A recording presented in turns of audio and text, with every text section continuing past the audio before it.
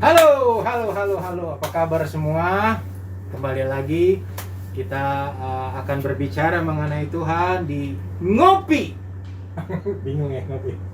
Ngobrol pintar bareng Tuhan sama Ita Tambunan. Baru kali ini ya?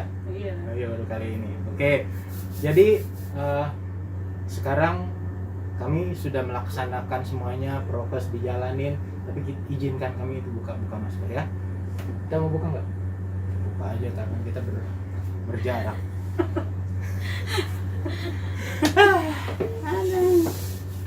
Di sini clear, bersih. Oke. Kali ini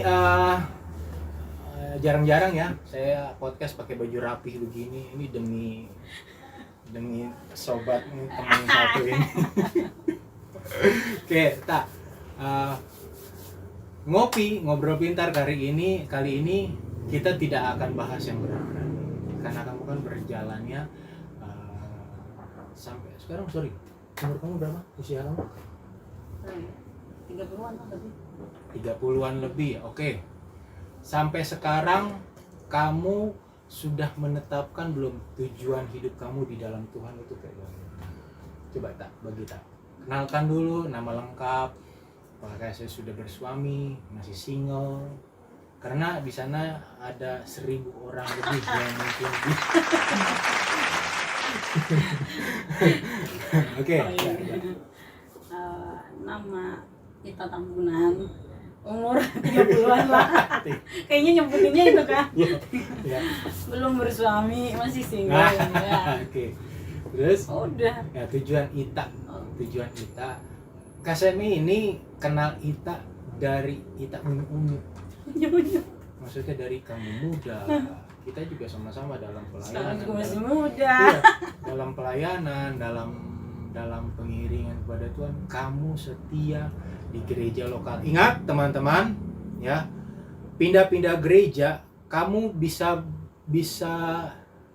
tumbuh. Kamu bisa hidup, tapi tidak bisa tumbuh. Ya, Ita, dia sampai sekarang tidak pernah pindah-pindah gereja. Dia tertanam di gereja lokal dan dia jadi berkat buat gereja di mana dia bertumbuh sekarang. Nah, tujuan kamu gimana? Tujuannya apa ya? Punya tujuan. Gak mungkin kan kita melangkah ada Oh, tujuan. iya dong, iya. Orang tersesat dong. Ya tujuannya yang mengalir aja sih. Dari dulu loh kita berkomsel, Iya. kita sama-sama apa sih masa depan kamu? Aku sih ngalir aja, tidak mungkin. Iya. Kamu karena Kasemi kenal Ita itu adalah seorang wanita tanpa masalah. Bukan tanpa masalah sih. Iya, karena Kita kamu tidak ngadepinnya nggak kayak orang-orang. Kan kita ngadepinnya have fun aja. Gimana? Caranya ya kan kita mikir aja, kita masih punya orang tua nih. Ngapain kita stres mikirin masalah? Sedangkan kita masih punya orang tua, kita harus mikirin dong orang tua kita itu ada. Mereka itu ngidupin kita itu bersusah payah bukan buat orang bikin kita jadi stres atau bikin susah kan. Kita jadinya mikir orang kita aja susah tapi kita masih hidup sampai sekarang. Ngapain kita mikirin masalah-masalah yang berat dengan bersusah payah? Mikirin aja, besok pasti kelar. Pasti Tuhan bantu masalah kita walaupun kita mikirnya nggak ada jalan, nggak ada solusi, pasti ada jalannya. Kita mikir ketawa aja udah. Kita udah belasan tahun baru sekarang udah ngomong serius. Ini ada Uli juga ya. Jadi Uli perlu tahu Ita tuh jarang ngomong bener. Berarti baru sekarang serius enggak? Kasemi juga terinspirasi, kamu angkat tadi masalah orang tua, sayang sama orang tua masih lengkap. Lengkap. Di mana? Di kampung. Kapan terakhir kamu pulang? Aduh, udah lama banget. 2010. 2010. Iya. Sekarang Udah udah 11 lama. tahun. Iya. Tapi tektokan Jadi orang komunikasi. tua yang kesini sih udah berapa kali. kebanyakan Kan orang tua udah kesini. kesini sampai berapa kali udah. Kita ada berapa saudara tak? 8. Kita anak ke? 4. Kita di rumah sekarang nih, kita kan kerja, hidup sama dengan adik. Kita bertanggung jawab atas adik itu ada berapa orang? Berdua sih adiknya. kakak si siapa? abang saya iya, satu, abang. adiknya 2. Ada, jadi satu rumah di situ. Heeh. Kamu bisa menikmati hidup selama ini itu semua karena pertolongan Tuhan. Kasih tahu, kamu percaya. Dan satu nih, kalau kamu sudah nikmati hidup, kamu tujuannya jelas, membahagiakan orang tua, hidup di dalam Tuhan, kayaknya nggak khawatir masa depan. Masih khawatir nggak masalah pasangan teman hidup? Dibilangnya 50-50 lah. Gimana Nah. cerita dong? Karena yang saya tahu orang Sumatera Utara, apalagi kalau lagi arisan, apalagi kalau lagi pertemuan, anak-anak mudanya itu banyak sekali menghindar untuk urusan-urusan kayak begitu. Karena seringkali mana nih, kapan nih, giliran sudah dapat, sudah menikah, kapan nih bisa punya momongan, terus ditanya kayak, jadi beban nggak sebenarnya kamu? Enggak sih. Lah 50-50 loh. Makanya dibilang 50-50.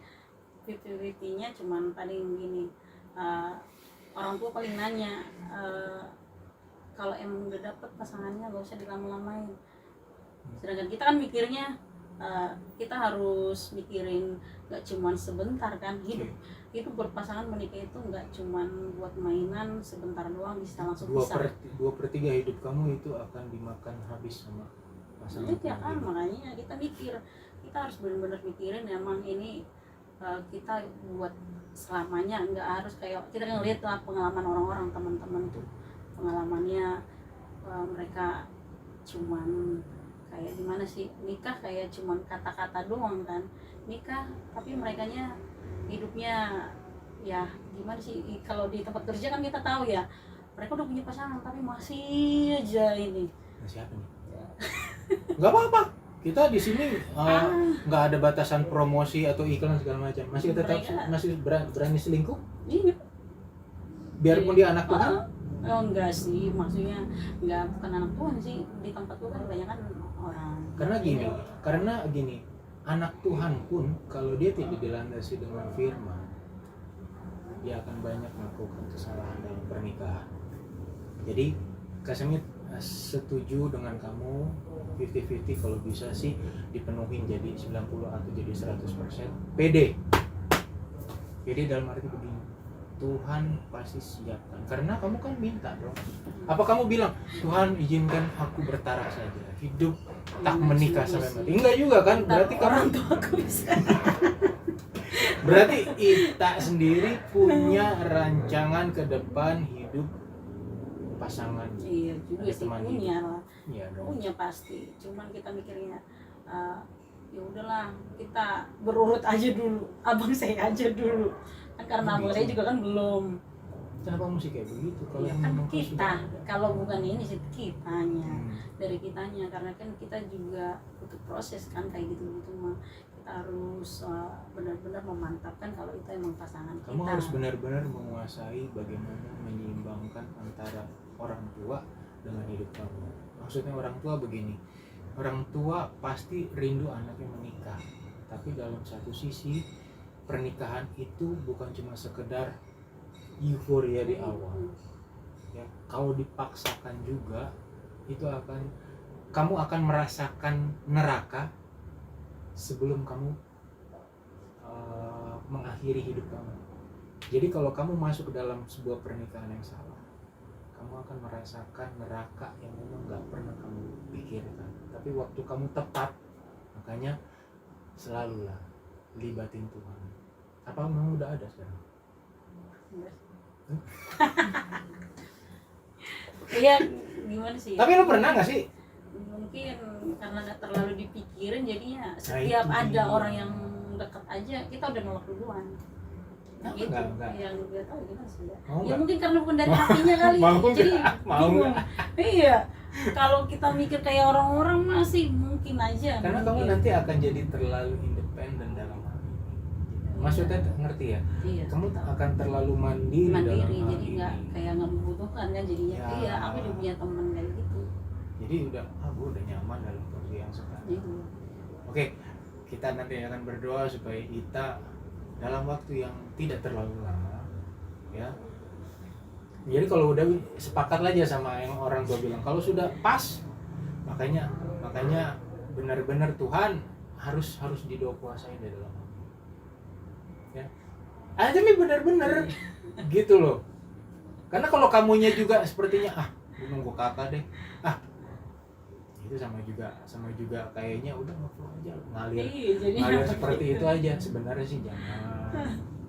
Ya, karena kamu juga punya hidup dan memang hidup itu harus dipertanggungjawabkan. Ya, sekali lagi saya bilang jangan sampai kamu akhirnya jadi independen. Nah, oke, itu untuk pribadi. Nah, untuk Tuhan sendiri, apa yang kamu bisa buat dalam waktu yang kamu ada panggilan sendiri nggak untuk membantu orang kah atau apa sih yang kamu suka buat?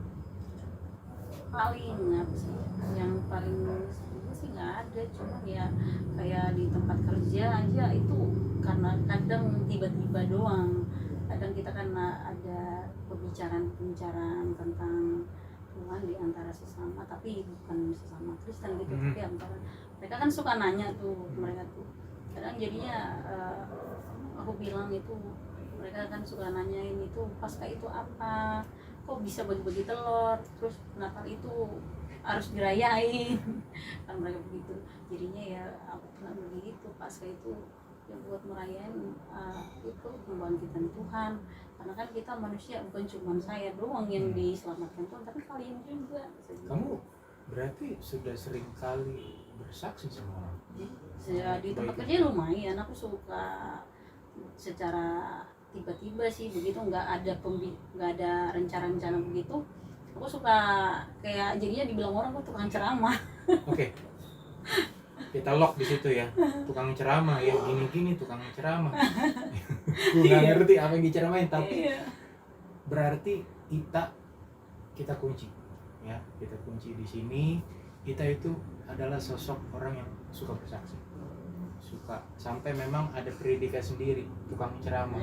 Itu bukan cuman ditanamkan dalam waktu 1 bulan 2 bulan ya. Dan kalau sudah jadi ceramah dalam arti tanda kutip, berarti hidup kamu bisa dipertanggungjawabkan. Ya amin. Oh iya dong ya. Jadi ada beberapa hal nanti akan jadi poin-poin di dalam podcast ini, tapi terakhir kasih kunci justru kamu berani jadi saksi Tuhan. Iya dong. Ya, oke. Ya. Ya.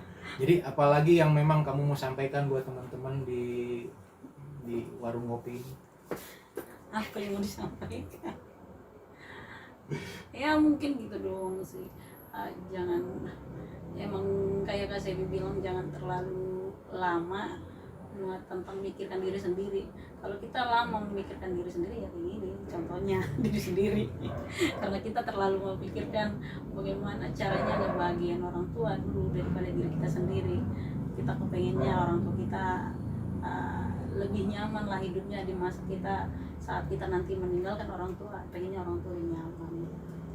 Hidup harus balance, hidup itu harus seimbang di hadapan Tuhan sama manusia juga. Oke, teman-teman, demikian ngopi bareng Tuhan kita sama Ita ya. Berdoa buat Ita, apapun yang jadi rencananya masa depannya, Tuhan memberkati. Sampai jumpa di salam dong. Di ngopi bareng. Tuhan memberkati, Bapak.